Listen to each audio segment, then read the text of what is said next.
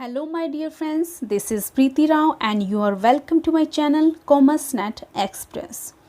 My dear friends, as you know हमने 1000 MCQs की series start कर रखी है जो हेल्पफुल है किसी भी टीचिंग से रिलेटेड एग्जाम जो कॉमर्स का है, चाहे वो UGC नेट हो या फिर कोई भी PGT exam, whether it is central government teaching exam और या फिर स्टेट लेवल कोई भी टीचिंग एग्ज़ाम जो कॉमर्स से रिलेटेड है, वो चाहे DSS भी हो सकता है, KVS, NVS, रीट, HTET और UPTET। और साथ में हम प्रिपरेशन कर रहे हैं UGC नेट की जो आपके लिए बहुत इंपॉर्टेंट है।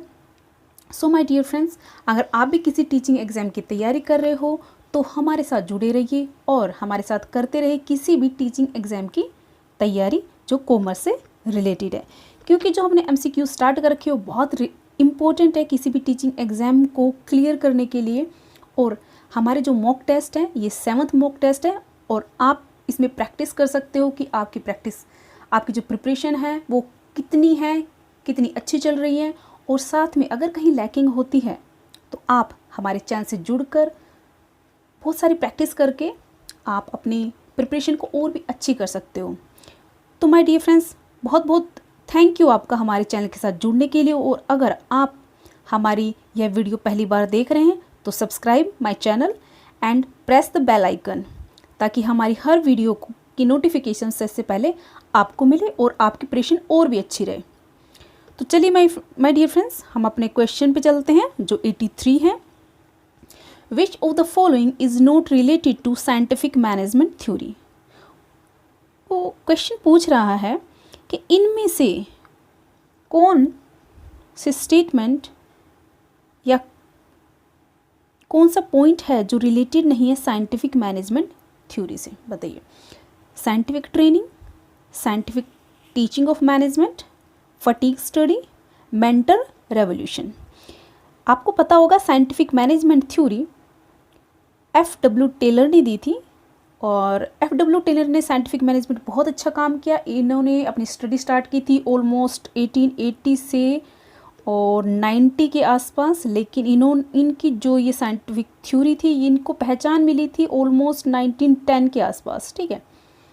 और 1915 में आई थिंक इनकी डेथ हो गई थी, लेकिन इन्होंने बहुत अच्छा काम किया। ये एक USA से रिलेट करते थे और उन्हें जो ये थ्योरी दी थी वो अपने एक्सपेरिमेंट्स पे दी थी। उन्होंने जहाँ पे वो काम कर रहे थे उन्होंने देखा कि किस तरह से लोग मीन्स जो वर्क स्टेशन है उस पे लोग वहाँ पे जो वर्क फोर्स है वो अच्छे से काम नहीं कर रही है या फिर कहीं लैकिंग हो रही है, इम्प्रूवमेंट नहीं हो रहा है, लोग फिट नहीं हैं उस काम के लिए, या फिर जो मोशन स्टडी है, टाइम मैनेजमेंट सही नहीं जा रहा।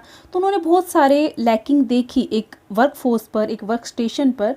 सो दैट उन्होंने एक थ्योरी दी कि हम किस तरह से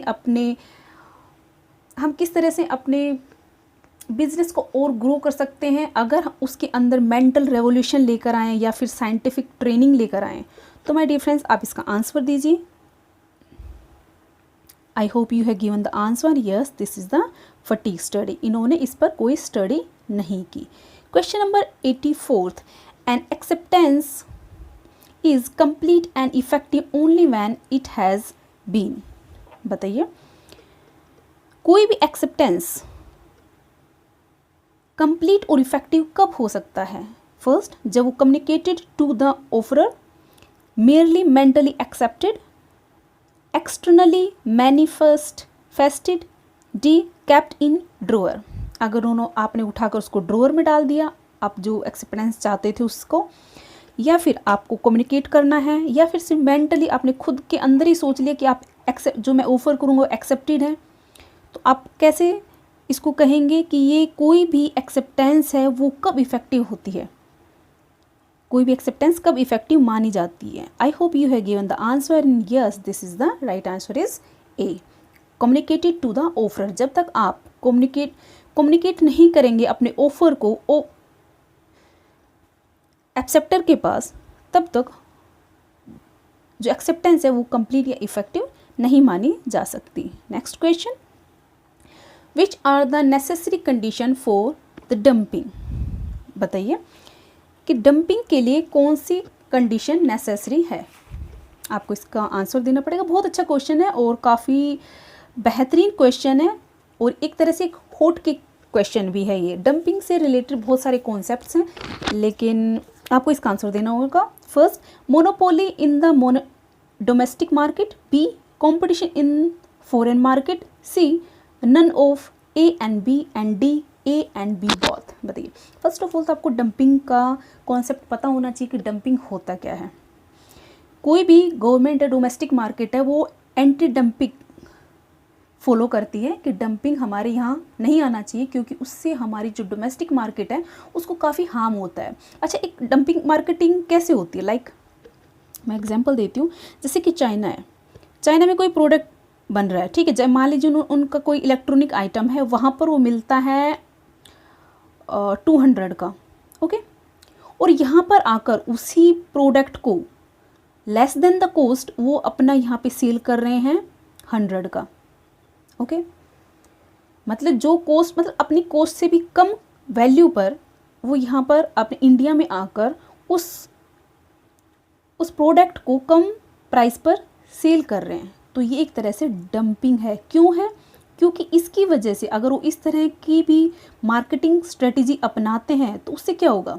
उससे क्या होगा, जो हमारी डोमेस्टिक मार्केट है वो डिस्ट्रॉय हो जाएगी, क्योंकि उनके पास कॉम्पिटिटर ऐसा आ गया जो ऐसा प्रोडक्ट लेके आ रहा है उनकी प्राइस से भी कम। तो लोग किसको फॉलो करेंगे? ऑब्वियस सी बात है, जो प्राइस कम में मिल रहा है उसको। तो उसकी वजह से जो हमारी डोमेस्टिक मार्केट होती है उसको काफ़ी नुकसान होता है और इस एक तरह से डिस्ट्रॉय हो जाती है। तो गवर्नमेंट भी एंटी डंपिंग फॉलो करती है, मतलब डंपिंग नहीं होनी चाहिए कि आपने अपना माल उठाया और कम वैल्यू पर यहाँ पे सेल कर रहे हो, ताकि आप हमारे जो मार्केट उसको ग्रैब कर पाओ और जो लोकल मार्केटर्स हैं या प्रोडक्शन हाउस हैं वो फेल हो जाएं, ठीक है। मार्केट को ग्रैब करने के लिए डंपिंग एक तरह से मार्केटिंग का टर्म है जो यूज़ की जाती है, और ये एक्चुअली यूज़ की जाती है इंटरनेशनल ट्रेड में, ओके। इंटरनेशनल ट्रेड का टर्म है ये डंपिंग। आपको पता होगा ना, ये पेंडेमिक चल रहा था, इसमें ऑस्ट्रेलिया के ऊपर चाइना वालों ने जानबूझकर ये एंटी डंपिंग के नाम से उनके जो बार्ली थी या पोर्क जो वो वहाँ पे एक्सपोर्ट करते थे उनको वहाँ से हटा दिया एंटी डंपिंग के नाम पर, ठीक है। तो दिस इज़ द कॉन्सेप्ट। तो बताइए इसका आंसर क्या होगा? Yes, none of the above, इनमें से कोई भी नहीं है, okay. Competition foreign market monopoly ऐसा कुछ नहीं है, ओके। आपको कॉन्सेप्ट समझ में आ गया होगा। 86, the term communication came from which language? बताइए, जो कम्युनिकेशन है वो कौन सी लैंग्वेज से आया है? Greek, Latin, German, French. I hope you have given the answer, and because it is a laddu question, yes that is Latin. ये लैटिन लैंग्वेज का वर्ड है। Next, the owner of the debenture is qualified for. कोई भी debenture holder होता है वो कब qualify हो जाता है एक डिबेंचर के लिए? First, A, fixed rate interest, companies voting rights, C, firms profit share, and D, fixed dividend. एक डिबेंचर होल्डर को कब क्वालिफाई माना जाता है? I hope you have given the answer, and yes this is the right option. क्योंकि debenture के ऊपर एक फिक्स्ड रेट ऑफ इंटरेस्ट मिलता है किसको? ओनर को, जो डिबेंचर होल्डर होता है उसको। Let's move to next question, that is 88। Assets in the balance sheet of a company are arranged in the order of. वो कहते हैं, ये पूछ रहा है कि जब बैलेंस शीट में जब हम एसेट साइड में एसेट्स को अरेंज करते हैं तो किस ऑर्डर में करते हैं? उसके लिक्विडिटी पर, परमानेंस पर, बुक वैल्यू पर, या मार्केट वैल्यू पर? बताइए। आपको, ये आपका मॉक टेस्ट है, आपको क्वेश्चन करना पड़ेगा। सबसे पहले अगर आपको कोई क्वेश्चन समझ में नहीं आता तो पॉज कीजिए, पॉज करके आप उस क्वेश्चन को अंडरस्टैंड कीजिए, उसकी लैंग्वेज को, वो क्या पूछना चाहते हैं उसका आंसर दीजिए, then follow my answer, okay. That is the right answer, C. हम बुक वैल्यू के ऊपर बैलेंस शीट के अंदर, बैलेंस शीट जो होती है उसके अंदर जो कोई भी एसेट्स होता है उसकी बुक वैल्यू पर ही उसके अंदर उसको अरेंज किया जाता है, okay. Let's move to next question, that is 89। Indian mercantile law is based on.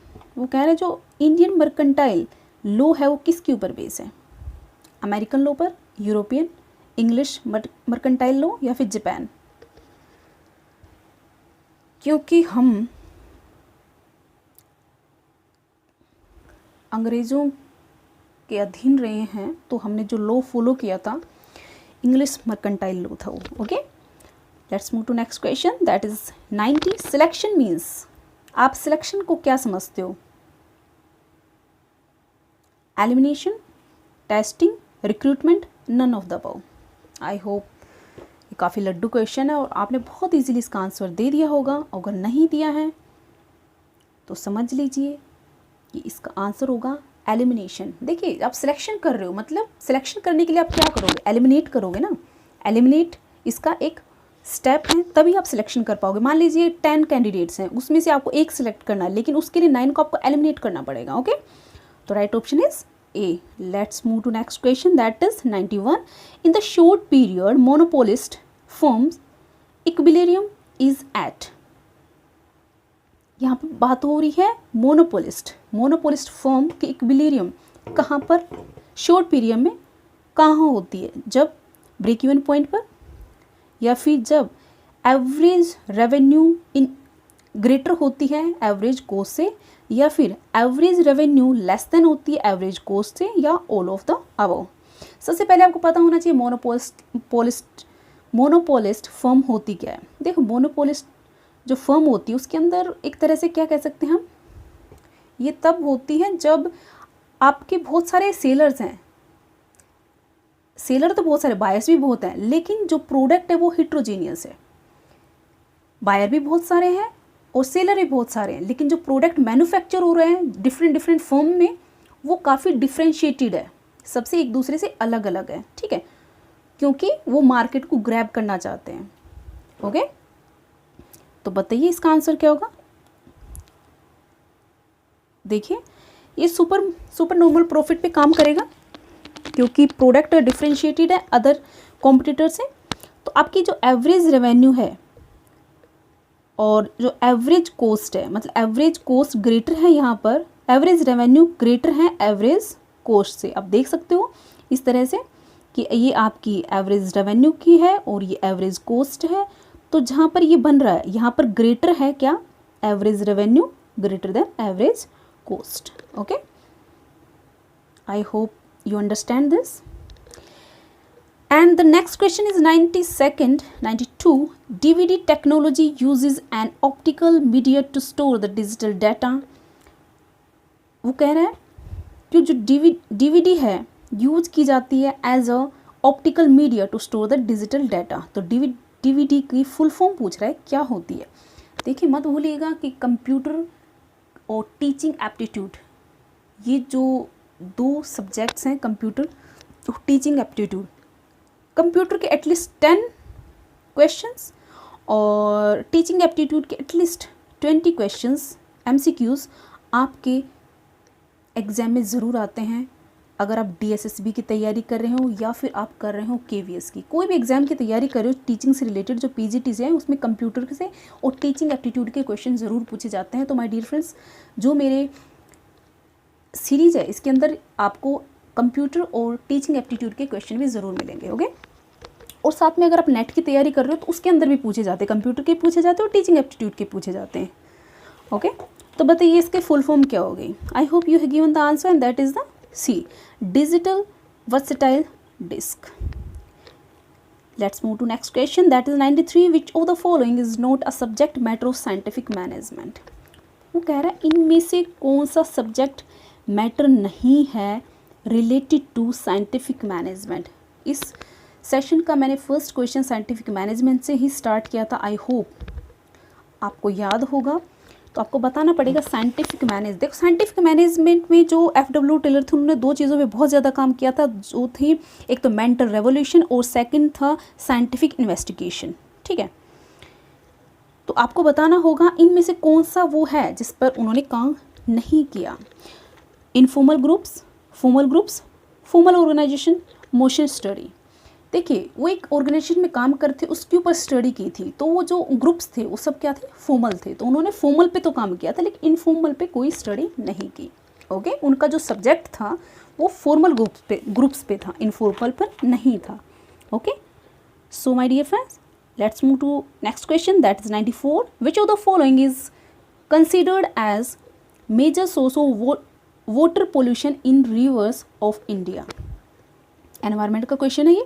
तो इनमें बताइए कि क्या रीज़न है, किसको आप मेजर सोर्स कंसीडर करते हो water pollution in reverse of India. India के अंदर जो रिवर पोल्यूशन हो रहा है रिवर्स के अंदर, उसका रीज़न क्या है? First, unregulated small scale industries, untreated sewage, agriculture runoff, thermal power plants. I hope you have given the answer. देखो, जो आपका नेट का एग्ज़ाम होता है उसके अंदर भी एनवायरनमेंट से रिलेटेड ज़रूर क्वेश्चन आता है। तो yes, that is the untreated sewage. जो हमारे सीवेज होते हैं वो अनट्रीटेड हैं। Okay, next question is 95th. The concept of imperfect competition is given by. Imperfect competition किसने दिया था? इम्परफेक्ट कॉम्पिटिशन के बारे में जानते होंगे आप लोग, नहीं जानते हो तो मैं आपको बता देती हूँ। देखिए, there are 4 type of imperfect market. एक मोनोपोली होती है, ओलिगोपोली होती है, मोनोपोलिस्टिक होती है, मोनोसोनी होती है। मोनोपोली में ओनली 1 सेलर होता है, ओलिगोपोली में कुछ फ्यू सेलर्स होते हैं, मोनोपोलिस्टिक में मैनी सेलर्स होते हैं और हाईली डिफ्रेंशिएटेड प्रोडक्ट होता है। हमने पहले भी कुछ 1-2 क्वेश्चन पहले भी हमने इस पर बात की है मोनोपोलिस्टिक मार्केट के ऊपर। और मोनोसोनी की बात करें तो only 1 buyer of a product. तो हम किसकी बात करें? इम्परफेक्ट मार्केट की। और जो आज हमारी करंट सिनेरियो है वो इम्परफेक्ट मार्केट के बेसिस पर ही चल रही है, क्योंकि सभी को प्रॉफिट चाहिए। ओके, तो बताइए, जो इम्परफेक्ट कंपटीशन था ये किसने दिया था? जो कॉन्सेप्ट था इम्परफेक्ट कंपटीशन का, ये दिया किसने था? चैम्बरलिन ने, सैमुअल्सन ने, मिसेस जॉन रॉबिन्सन, मार्शल। वैसे तो इस जो इम्परफेक्ट कंपटीशन था इसमें 2 से 3 इकोनॉमिक्स जो थे वो इकोनॉमिस्ट जो थे वो रिलेटेड थे इससे। लेकिन जो मेन काम था 1913 में या 33 में, आई डोंट नो, 33 था आई थिंक, यस 33 में इन्होंने बहुत अच्छा काम किया था चैम्बरलिन ने। ये मिसेज यानी मिस्टर होना चाहिए यहाँ पे। वैसे जो मिस्टर जॉन रॉबिन्सन थे उन्होंने भी काम किया था, लेकिन मिसेज ने नहीं किया। सो इन्होंने काम नहीं किया। चैम्बरलिन इससे रिलेटेड है इम्परफेक्ट कंपटीशन से। Okay, next question is 96. Which cost is incurred even if the company is closed? वो कह रहा है अगर कंपनी क्लोज कर देते हो, आप शट डाउन कर देते हो, तो कौन सी ऐसी कॉस्ट है शट डाउन करने के बाद भी आप इनकर्ड करोगे? First, sunk cost, historical cost, shut down cost, या डी imputed cost? बताइए। I hope you have given the answer and that is the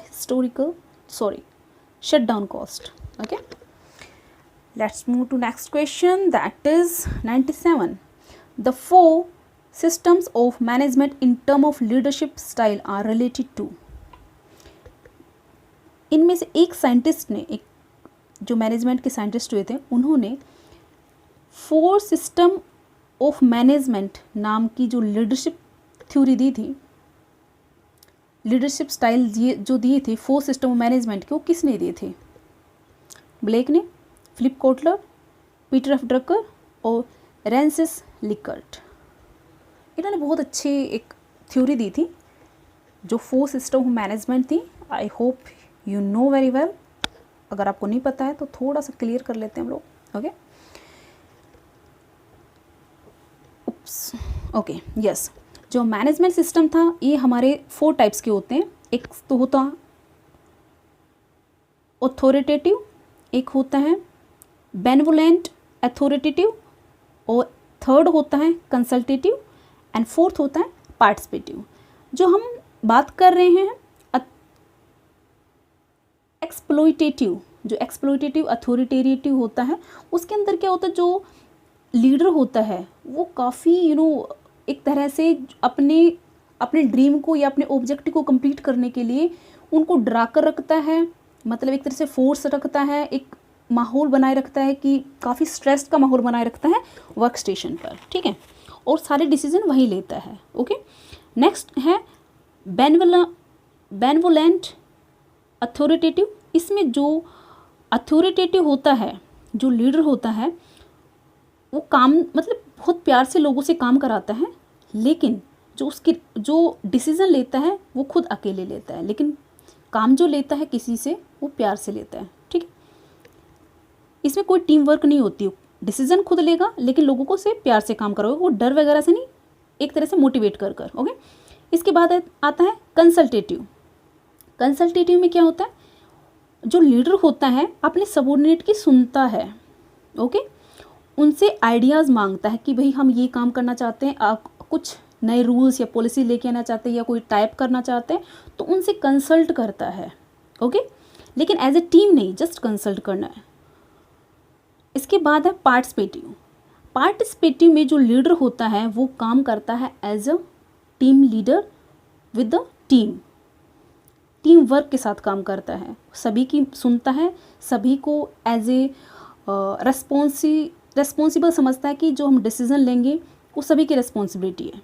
okay, तो इसमें जो अदर जो उसके सबॉर्डिनेट्स होते हैं वो फील फ्री करते हैं। ओके, क्योंकि सभी ने डिसीजन मेकिंग में पार्टिसिपेट किया है। तो बताइए किसने दिया था, ये दिया था फ्रांसिस लिकर्ट ने। बहुत अच्छी टर्म है ये, ज़रूर याद रखना। Next is 98 effective communication presupposes. हम एक जो हमारा इफेक्टिव कम्युनिकेशन है उसके बारे में क्या सोचते हैं, क्या अनुमान लगाकर चलेंगे उसके बारे में। नॉन अलाइनमेंट, डोमिनेशन, पैसिविटी या फिर अंडरस्टैंडिंग। बताइए इसका आंसर क्या होगा, आपको आंसर देना है। देखिए कोई भी इफेक्टिव कम्युनिकेशन जो होता है उसके अंदर अंडरस्टैंडिंग होनी बहुत ज़रूरी है, आपने ऑप्शन देखकर ही पता लगा लिया होगा। ठीक, next question is 99 the idea that knowledge comes from experience.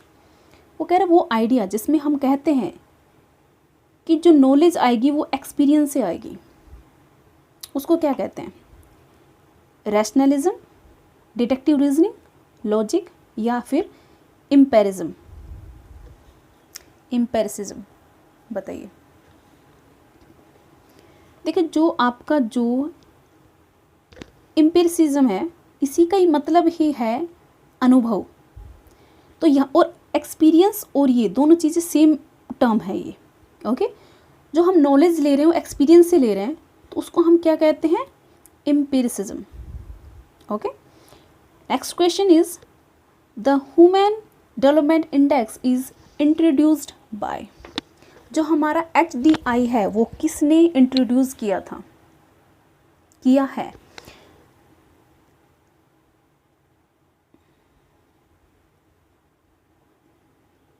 UNDP ने, यूनिसेफ ने, IMF ने या वर्ल्ड बैंक ने। ह्यूमन डेवलपमेंट किससे रिलेटेड है ये हमारे किसी भी कंट्री की एक तरह से लोगों से रिलेटेड है, उनका एक तरह से टूल है कि जिसमें वो स्टैटिक्स लगाते हैं कि जो एक समाज है एक कंट्री का वो कितना ग्रो कर रहा है, उसके अंदर एजुकेशन लेवल क्या है, उनका लाइफ ऑफ स्टैंडर्ड क्या है। तो इस तरह से वो इंडेक्स बनाते हैं कि कौन सी कंट्री कहाँ लाई कर रही है। ओके, तो ये कौन देता है, किसने इंट्रोड्यूस किया था ये, इसके बारे में जान लेते हैं हम।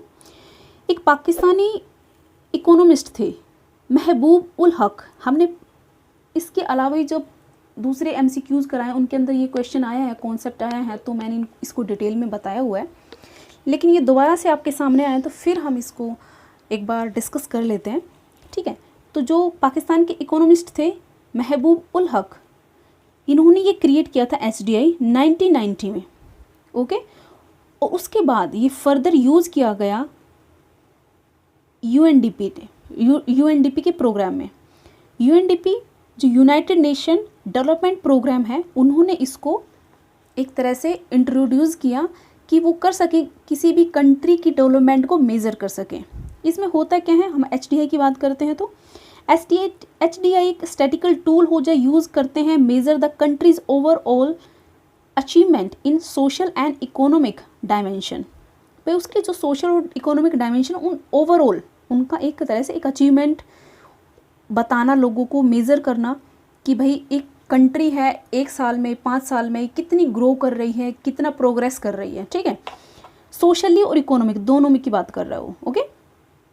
वो हेल्थ बेस पे हो सकती है, उनकी एजुकेशन पे और उनकी स्टैंडर्ड ऑफ लिविंग पर, okay. So my dear friends, अगर किसी ने आंसर यूनिसेफ वगैरह दिया है तो रॉन्ग है और इसका राइट आंसर है UNDP, okay, United Nation Development Programme. Next question is 101, a total of all the direct cost is known as. ये लड्डू क्वेश्चन है, अकाउंट्स के बच्चे तो बहुत इजीली इसका आंसर दे सकते हैं, कॉमर्स के बच्चे, I am not saying only particularly account students. Direct cost, cost counting सभी ने पढ़ी होगी, तो डायरेक्ट कॉस्ट कौन सी होती है आपको बताना होगा, बताइए डायरेक्ट कॉस्ट कौन सी होती है? Cost of production, cost of sale, prime cost या फिर वर्क कॉस्ट। आपको अगर पता है कॉस्ट के कौन कौन से कंपोनेंट्स होते हैं, इसमें कौन कौन सी कॉस्ट होती हैं, चाहे वो आपकी प्राइम कॉस्ट हो, टोटल कॉस्ट हो, या फिर वर्किंग कॉस्ट हो, या फिर आपकी एडमिनिस्ट्रेटिव कॉस्ट हो, इनके बारे में आपको सबको पता होना चाहिए, ठीक है। तो वैसे जब हम डायरेक्ट की बात करें तो डायरेक्ट में क्या आता है, वो कॉस्ट जो डायरेक्टली डिपेंड करती है, आप जब प्रोडक्शन करते हो तो डायरेक्टली इफेक्ट करती है आपके प्रोडक्ट को, उसके अंदर इन्वॉल्व रहती है, जो आपके डायरेक्ट लेबर हो या फिर आपकी मटेरियल हो, है ना, या फिर आपके डायरेक्ट कोई भी एक्सपेंसेस हो, ओके। तो वो किस में आते हैं, उसको उसका नाम क्या है? प्राइम कॉस्ट, ओके, उसको कहते हैं प्राइम कॉस्ट। अगर हम बात करें टोटल कॉस्ट की, थोड़ा सा देख लेते हैं यहाँ पर, कंपोनेंट्स ऑफ टोटल कॉस्ट हम यहाँ बात कर रहे हैं। जो हमारी प्राइम कॉस्ट होती है, डायरेक्ट कॉस्ट होती है, एग्रीगेट होती है direct material, direct labour and direct expenses, इसका ये इक्वेशन है। आप जब कॉस्ट काउंटिंग के जब आपके न्यूमेरिकल्स आते हैं, सोल्व कराए जाते हैं, तो आपको पता होगा कि ये हम फॉर्मूले यूज़ करते हैं, ठीक है, जब हमें प्राइम कॉस्ट या फिर फैक्ट्री कॉस्ट निकालना होता है। तो फैक्ट्री कॉस्ट की बात करते हैं। फैक्ट्री कॉस्ट एक तरह से मैन्युफैक्चरिंग कॉस्ट होती है, एग्रीगेट होती है। एक तो इसमें प्राइम कॉस्ट को ले लेते हैं उसकी वैल्यू को, और साथ में डाल देते हैं फैक्ट्री के ओवरहेड को, दोनों को ऐड करते हैं तो क्या निकल जाता है हमारा manufacturing cost, okay. Then next है हमारा ऑफिस कॉस्ट या फिर एडमिनिस्ट्रेटिव कॉस्ट। जब हम जो हमारी जो निकल कर आई है मैन्युफैक्चरिंग कॉस्ट, उसको हम ऐड कर देते हैं एडमिनिस्ट्रेटिव, जो ऑफिस के अंदर जो कॉस्ट होती है, जो खर्चे होते हैं, एक्सपेंसेस होते हैं, उनके साथ ऐड कर देते हैं तो क्या निकल जाती है हमारी cost of production. Got it? I hope you understand well. So my dear friends, this is the next question 102, capitalism refers to. बच्चे को पता है कैपिटलिज्म क्या होता है, और बहुत ही लड्डू क्वेश्चन है, और आई थिंक आप इसको खा भी जाओगे और डकार भी नहीं मारेंगे, तो बहुत अच्छी बात है। आपके सारे कॉन्सेप्ट क्लियर होने चाहिए, नहीं हुए हैं तो आप 1 बाय 1 जैसे जैसे MCQs आते हैं, आपको एक एक टर्म को समझाया जाता है, आपके कॉन्सेप्ट वैसे ही क्लियर हो जाते हैं। तो फॉलो कीजिए हमारे जो हमारे मॉक टेस्ट होते हैं, या फिर जो अदर जितनी भी सीरीज चल रही हैं, या फिर जो कॉन्सेप्ट प्लस में MCQ चल रहे हैं, उनको फॉलो कर सकते हो। इससे आपके सारे कॉन्सेप्ट क्लियर हो जाएंगे, ओके। बताइए, capitalism, the use of the market, government ownership of capital, private ownership of capital goods and private ownership of homes and cars. Yes, that is the C. जो कैपिटलिज्म का मतलब होता है कि जो प्राइवेट ओनरशिप होती है कैपिटल गुड्स के ऊपर, ठीक है। आपको पता है ना, हमारी जो रेलवे है वो उसके अंदर भी कैपिटलिज्म आ रही है, मतलब प्राइवेट ओनरशिप दे दी गई है। कह रहे हैं कि 2023 तक हमारी कोई प्राइवेट ट्रेन चलने लग जाएंगे, ठीक है। और ये एक अच्छी बात है, चलो अच्छी बात है, कुछ तो अच्छा ही होगा, कुछ सोच कर ही लिया होगा डिसीजन। लोग इसको अपोज भी कर रहे हैं, लेकिन समथिंग इज़ बेटर, ओके। वही पुराने ढर्रे पे चलना, दैट इज़ रॉन्ग थिंग। कुछ नए कॉन्सेप्ट लेके आना, नई चीज़ें इंट्रोड्यूस करना, नई पॉलिसी लेके आना बहुत ज़रूरी होता है। ज़रूरी नहीं है जो हमारे पुराने लोगों ने बना दी वही सब कुछ सही है। कुछ नई चीज़ें लेके आएंगे तो हो सकता है हमारी इकोनॉमी कुछ ग्रो करे, ओके, और जो बहुत ज़रूरी है। So my dear friends, this is the end of the session. अगर मेरा आपको सेशन अच्छा लगा तो प्लीज़ लाइक कीजिए, सब्सक्राइब कीजिए, और साथ में बेल आइकन को ज़रूर प्रेस कर दीजिए, भूलिएगा मत। और जुड़े रहिए हमारे चैनल के साथ, और जितनी भी अपडेटेड जो वीडियोज़ हैं ज़रूर देखें, आपके सारे कॉन्सेप्ट क्लियर हो जाएंगे और आपको बहुत हेल्प मिलेगी किसी भी टीचिंग एग्जाम को क्लियर करने के लिए। So my dear friends, good bye.